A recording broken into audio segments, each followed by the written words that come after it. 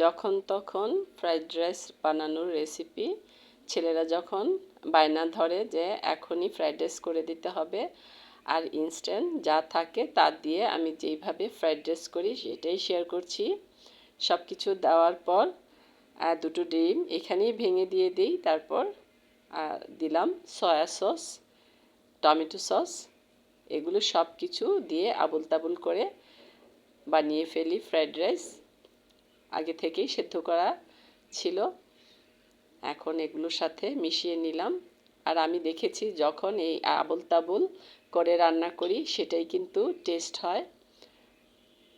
বানিয়ে নিচ্ছি chicken fry, টেম্পোরা দিয়ে ভেজে ঝটপট তৈরি করে দিলে এটাই কিন্তু সবচেয়ে মজা হয়। আর আমরা যত রান্নাই মনোযোগ দিয়ে করি সেটা কিন্তু তত মজা হয় না। এই যে দেখতে পাচ্ছেন।